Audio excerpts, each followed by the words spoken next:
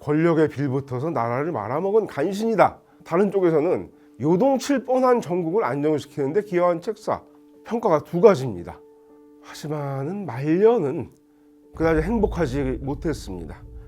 죽은 뒤가 또 문제였습니다.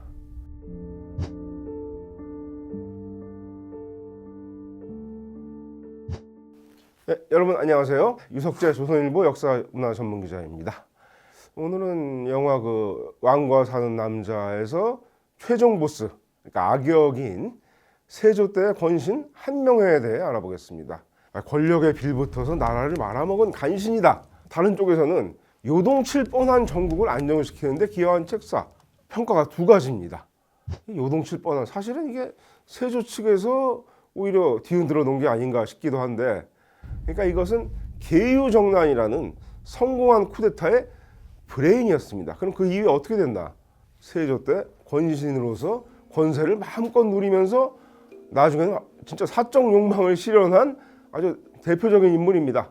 하지만은 말년은 그다지 행복하지 못했습니다.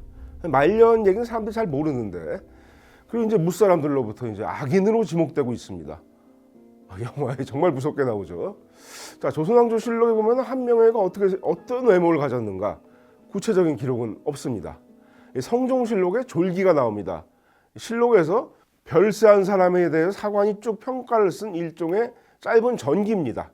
평전이죠. 여기 이런 얘기가 나옵니다. 젊은 시절에 한명회를 보고 어떤 노승이 두상에 광염이 있으니 이는 귀진이다, 이런 말을 했다고 합니다.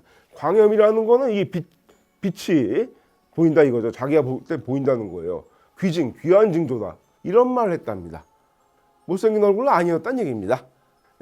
충남 천안에 지금 고속도로변에 한명회 묘가 있는데, 거기 신도비 비문은 서거정이 지은 거라고 합니다. 동국통감을 쓴 서거정. 이런 문장이 있다고 합니다. 얼굴이 잘나고 키가 컸으며 규모와 기계가 우뚝 서서 무리해서 돋보였다. 그리고 또 병조판서 채찰사를 했습니다. 군권을 오래 줬습니다. 무인의 기질도 있었다는 거예요. 자, 여기 두 장의 사진이 있습니다. 왼쪽 사진 1984년 MBC 드라마 조선왕조 500년 설중매에 등장한 한명회입니다. 이 정진 씨가 맡았죠. 아주 유명해서 지금도 기억하시는 분이 많을 겁니다. 정말 꾀죄죄한 이미지의 책사. 자, 그 다음에 오른쪽에는 우리가 잘 아는 최근에 나온 영화 왕과 사는 남자에서 새롭게 묘사된 한명회, 이 유지태 씨가 맡았어요. 1984년 그 왼쪽에 한명회가 볼품없는 외모에도 불구하고 주요 국면마다 꾀를 내는 캐릭터였다면, 2026년에는 좀 바뀌죠. 기골이 장대한 배우 유지태 씨가 이게 키가 188cm입니다. 영화의 선역들은 물론 관객까지 압도합니다. 아주 한명회가 등장하는 장면마다 무섭다고 얘기를 합니다.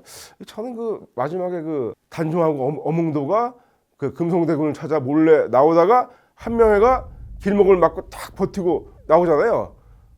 그때 어쨌든 기존의 사료를 토대를 보면은 한명회의 실제 모습은 예전의 정진보다 지금의 유지태에 좀 더 가까웠던 것으로 보입니다.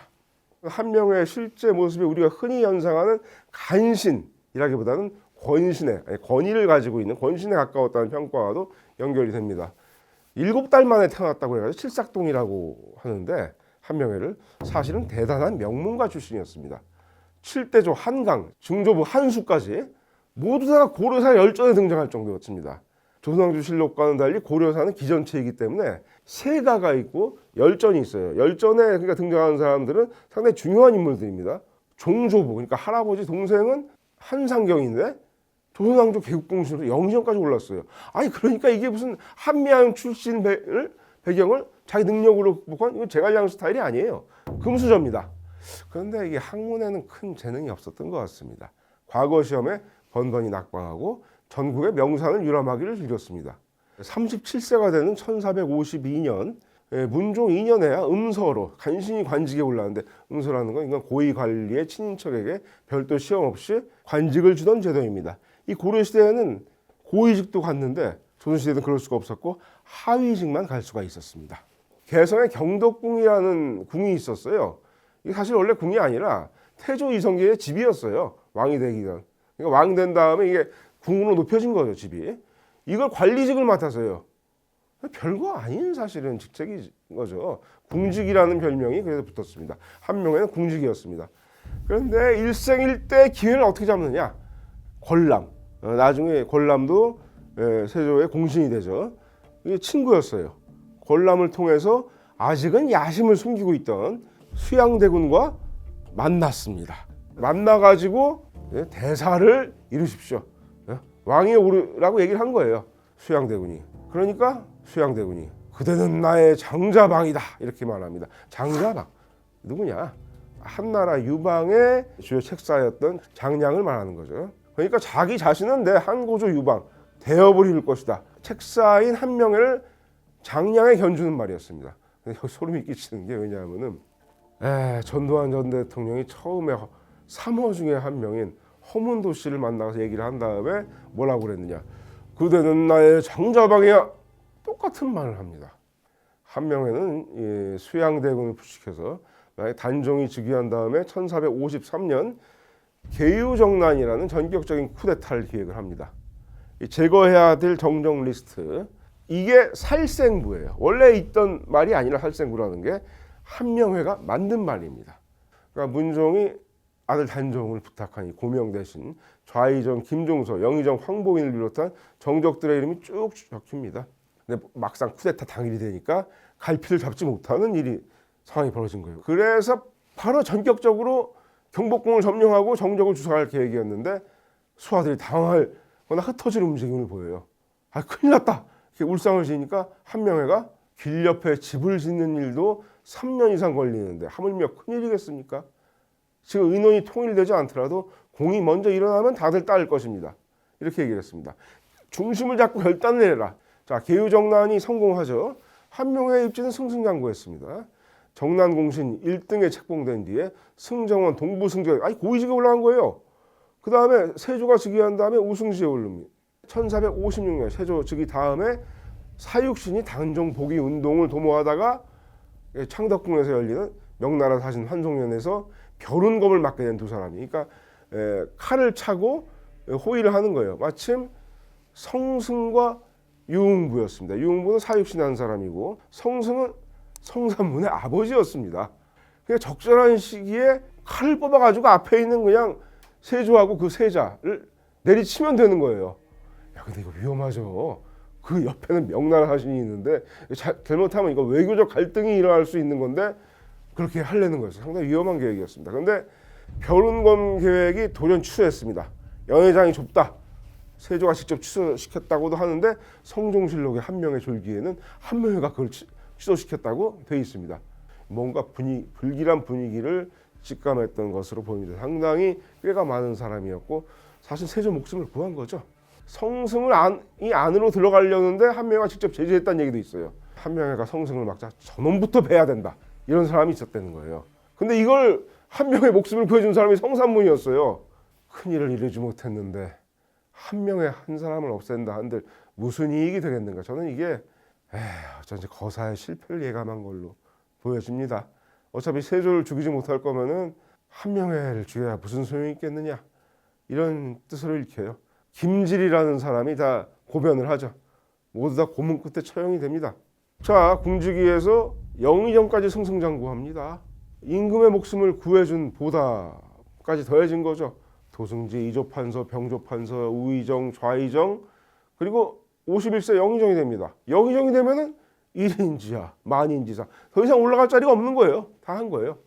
그 다음에 8대 임금 예종과 9대 임금 성종의 장인이 됩니다. 두 임금의 장인이 한 사람인 경우에는 조선왕조에서 한명회가 유일했습니다. 아주 이게 특이한 케이스예요. 고려시대는 이런 경우가 많았어요. 1등 공신 4차례, 막대한 토지, 노비, 엄청난 이게 상이 내려집니다. 그러면 검소하게 살았느냐? 아니야. 그 하늘 높은 줄 모르는 권세를 마구 휘두르며 즐겼습니다. 돈 쓸 때는 통도 컸어요. 사제를 내가지고 성균관 도서와 시설 보충을 도와서 선비들이 도량이 넓네 저 사람. 인기가 올라가는 거죠. 그리고 긍정적으로 평가하는 사람들은 이렇게 말합니다. 예리한 통찰력과 판단력, 정치력을 통해서 조선 전기의 정치적 안정을 가져왔다. 이런 면도 있습니다. 채찰 살아서 지방을 순회해가지고 지방 수령을 강시를 한 역할도 했어요. 정권의 취약한 정통성에도 불구하고 중앙정치권을 강화하는 데 공을 세웠다. 그런데 이거는 결과적으로 쿠데타에 성공한 세력에게 호평을 내리는 것처럼 보입니다. 그러면 50 정권의 집권을 보필함으로써 1980년대 초중반에 전국을 안정시키는 데 기여한 삼호와 장세동 같은 사람들도 긍정적인 사람이라고 평가해야 되겠네요. 그러니까 단종의 사후 복이 나중에 조선 후기에 가면은 사육신의 복권은 그 쿠데타 자체가 불의한 것이라고 조선왕조 스스로 역사적 평가를 내린 셈이었습니다. 자, 공신의 권세는 살얼음판 같았어요. 공신으로 그냥 사이좋게 지낸 것만이 아니에요. 자, 세조 때 대표적인 공신이라 할 수 있는 사람들이 정인지, 신숙주, 한명회 같은 사람인데, 정인지 임금하고 술 마시다가 풍수 얘기하다가 풍수에 심오한 것까지 얘기하면 주상께서 잘 모르실 텐데 지식 수준을 폄훼하는 거예요. 맨정신에서 못하는 거죠. 그대가 그렇게 하는 걸 난 그렇게 하지 않겠다. 그대라는 이인칭을 썼어요. 야, 그래도 이 사람은 정인지라는 사람은 워낙 주사가 심해서 그런 거니 하고 넘어갈 수 있겠습니다. 다음에 신숙주하고 한명회 두 명이 이제 세조하고 술 마시는데 취기가 오른 세조가 신숙주한테 내 팔 한번 잡아보라고 했습니다. 근데 너무 세게 잡아가지고 비명을 질러 세조가 밤이 돼서 집에 온 다음에 한명회는 신숙주한테 사람을 보냈습니다. 이 신숙주 습관이 아무리 취해서도 조금 깨면은 다시 일어나가지고 등불을 켜고 책을 읽었대요. 술 마시고 자다가도. 그런데 한명회는 사람을 보내가지고 오늘 밤은 중간에 일하지 말고 그냥 주무시라고 얘기를 합니다. 근데 세조가 내시를 시켜서 신숙주 집을 염탐케 했는데 불 끄고 자는데요. 취해서 실수를 저지른 거구나. 만약에 그때 신숙주가 깼으면은 이거 맨정신이었구나 하고 오해할 수 있는 상황이었다는 거죠. 이 살얼음판이 깨지는 일이 발생합니다. 1466년 함경도에서 이시의 난이 일어났는데 붙잡힌 반란 세력 일부가 신숙주 한명회하고 같이 모의했다는 가짜 뉴스를 퍼뜨립니다. 두 사람이 체포돼서 의금부에 투옥되고 신문을 받습니다. 야, 신숙주 한명회 같은 사람들이 정말 하늘 높은 줄 모르던 권신들이 의금부에 투옥되고 신문을 받다니. 나중에 석방되긴 했지만은 임금의 경고로 볼 수도 있습니다. 행위와 기여를 생각하지 말라 이런 거죠. 권력이란 게 이런 겁니다. 근데 성종 때에서 아까 좀 말년이 불행했다고 그랬죠. 한명회가 그림자가 드리워지게 됩니다. 예종에게 시집 보낸 딸 장순왕후가 세자빈 시절 별세했습니다. 장순왕후는 그러니까 나중에 추존된 거예요. 성종비 공해왕후도 후사를 보지 못하고 요절했습니다. 세조의 왕비였던 정의왕후가 수렴청정을 거두겠다고 하자 성종에 대한 수렴청정이죠. 그러면 저희는 불안해서 술 한 잔도 못 마실 겁니다. 이렇게 얘기를 했는데 한명회 잡지 않습니다. 그러면은 왕을 무시하는 거잖아요. 이게 이 탄핵받는 처지까지 몰립니다. 성종이 장사하고 나서 친정, 자기가 직접 정치를 하는 판국에서 한명회는 대표적인 올드보이, 눈엣가시가 됩니다. 벼슬에서 물려나온 다음에 압구정 사건으로 궁지에 몰립니다. 여러분 그 유명한 압구정동, 강남 한복판의 압구정동, 원래 압구정은 한명회의 정자가 있던 곳입니다. 압구라는 건 친하게 지낸다. 구는 갈매기 구자예요. 갈매기와 친하게 놓인다는 뜻이었는데 조선에 오는 중국 사신들은 꼭 한번 들려볼 정도로 경치가 좋았던 곳입니다. 이게 K스팟이죠. 당대에 대궐에서 쓰는 장막을 빌려가지고 정자에 쳤다고 그래요. 야, 좀 선을 넘어선 거죠. 그러니까 성종이 나중에 크게 화를 내면서 장막 치지 마라. 이거 정자 허락 없어야 돼 하고 화를 냈습니다. 명분이 이거예요. 오는 중국 사신마다 줄줄이 거기 가면은 돈이 많이 들고 그 주변에 그 백성들은 다 동원이 되고 이러면 민폐가 되겠다. 근데 속뜻은 거죠. 임금은 난데 왜 장인 한명회가 저 정자에서 지가 왕이야? 지가 왜 권세를 누려? 그러니까 권세 정점에서 물러나서 쓸쓸한 만년을 보내던 한명회는 이 압구정 사건 6년 뒤인 1487년에 72세의 나이로 세상을 떠났습니다. 그 당시에는 굉장히 오래 산 거예요. 네, 죽은 뒤가 또 문제였습니다. 17년이 지난 1504년 연산군 10년입니다. 갑자사화가 일어나자 폐비윤 씨, 연산군의 어머니가 폐비될 때 이 사건 때 간여했다기보다도 사실은 한명회는 아무 말도 안 했는데 왜 아무 말도 안 했냐 이거예요. 근데 한명회가 살아있었으면 죽였을 텐데 이미 죽었기 때문에 부관 참시를 합니다. 관을 뜯고 관을 열어서 시체를 참한 것이죠. 시체가 거리에 효수됩니다. 끔찍한 일이죠. 누군가는 죽은 다음에 세월이 흘러서 사육신이나 어몽도 같은 사람들은, 또 단종은 왕위를 되찾고 벼슬이 복원되고 새로운 벼슬이 주어진 반면, 누군가는 죽은 뒤 참수당하는 신세가 됐습니다. 개관사정이라는 말이 있습니다. 사람이 죽은 뒤에야 그 사람에 대한 평가가 제대로 됨이란 말이 맞는 것이죠. 한 명의 졸기 성종실록, 한 명을 굉장히 우호적으로 기술했습니다. 이 졸기는. 근데 이런 말이 나와요. 성격이 번잡한 것을 좋아하고 과장하기를 기뻐하며 재물을 탐하고 색을 즐겨서 전민과 보화 등의 뇌물이 잇따랐고 집을 널리 점유하고 희첩을 많이 둬 그 호부함이 일시에 떨쳤다. 사치를 넣었다는 거예요. 만년에는 그런데 권세가 떠나니까 빈계획이 찾지 않고 아주 쓸쓸한 말년을 보냈다는 겁니다. 누구나 죽을 때는 진심을 담은 말을 하기 마련인데, 한명회가 죽기 직전에 자신을 찾은 승지를 통해서 성종에게 이런 말을 합니다. 그래도 진심이 담겼다고 할 수 있는 말입니다. 뭐라고 했을까? 이렇게 말합니다. 처음에는 부지런하고 나중에는 게으른 것이 인지상정이니 원컨대 나중을 삼가기를 처음처럼 하소서. 초심을 지키라니 이 말입니다. 근데 사사로운 욕심을 노골적으로 드러낸 권세와 사치를 누리는 일조차 나는 평생 부지런히 해왔다. 이런 말처럼 들립니다. 자, 여러분, 프랭크 시나트라가 유명한 마이웨이라는 노래를 불렀습니다. 그건 이제 자기 일생을 회고하면서 굉장히 미화하면서 폼 잡는 노래예요. 이 노래방 금지곡이에요, 우리나라에서. 그것처럼 늙은 한명회가 자신을 돌아보면서 이런 시를 썼다고 하는 거예요. 청춘 부사직이요 백수아강호다. 젊어서는 사직을 떠받쳤고 늙어서는 강호에 누웠다네. 그러니까 생육신의 한 사람인 매월당 김지습이 이 시를 듣고 글자 두 자를 바꿔버렸다고 합니다.